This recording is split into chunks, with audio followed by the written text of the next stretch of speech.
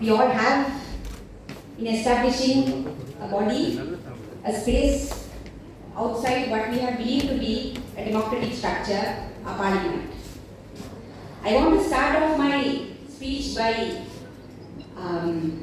repeating what Comrade Lowyer just said when he spoke. The Golf protest was a gathering of many people who would otherwise not be considered as political. They were people who were engaged in ordinary day-to-day activities. And this year, for whatever reason, due to economic repression by the state, they came together in Golf and they stayed there.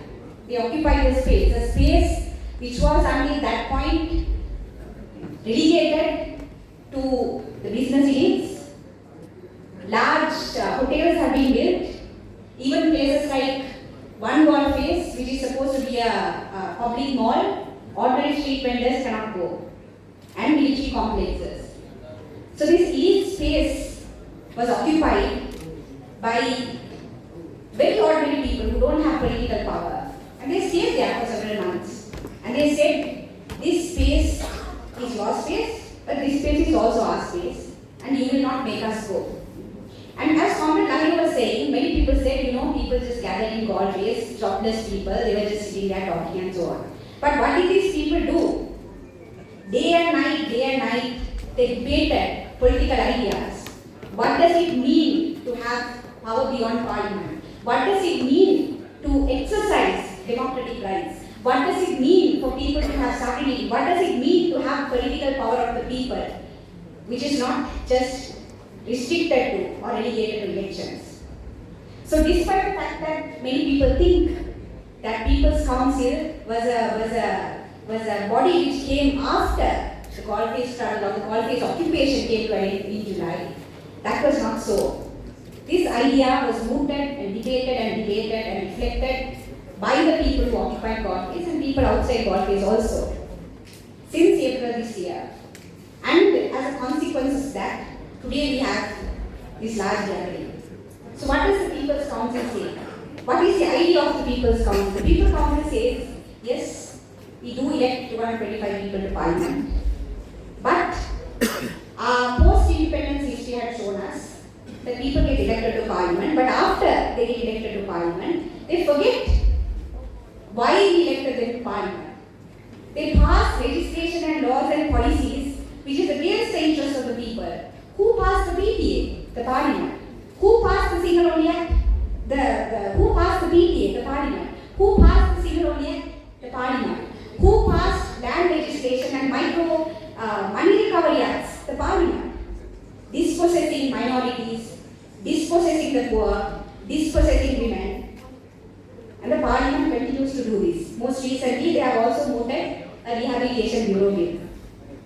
So once 225 people get elected to parliament, they forget why they are elected to parliament and they start acting undemocratically. And to date, we have not had a citizens' movement, a citizens' body, which will hold these 225 people accountable to why we voted for them, for why we elected them to power. And that is the structure which the People's Council attempts to create, to hold these people accountable as to why they have been voted into power. And that is why strengthening this People's Council is so very important to us. How do we hold our elected members of parliament accountable? And what does the fundamental principles and policies of this People's Council say? It says that we need to debate race, sexuality, gender, class contradictions. We need to create policies which will promote the rights of minorities, which will promote the rights of women, the LGBTQ communities, the working class. It says the Sri Lankan wealth, the common property of our people, the common wealth of our people should belong to the people and should not be sold away at the whims and fancies of the executive.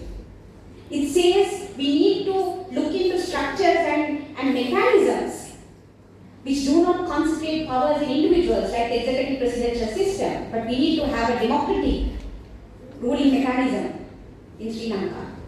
So this is what the People's Council say, and this is what my comrades and friends who have gathered for the last several months every Sunday, for several hours they have debated and discussed, and today we have the culmination of that is what we have this event today. And I hope this People's Council, this is the start of a more strengthened People's Council. This is the start of regionalized People's Council, and more People's Councils forming in other regions, where regional problems will also be discussed. It should not only be concentrated in Colombo. And I hope that People's Council becomes a space where elected representatives in Parliament. You remember the Satyagraha we had soon after Gotabaya Rajapaksa went home. We had a Satyagraha and we said, do not vote Ranil Wickremesinghe to power, because we know what he will do. And 134 people ignored the requests of the people and voted Ranil Wickremesinghe to power. And from that day to this day, he has been oppressing us. So we should not have a repeat of this. We should not have a repeat of oppressive policies being passed by elected representatives. And I hope the People's Council will become a body which will hold our elected representatives, the Parliament, the executive, to account for whatever they do moving forward. Thank you.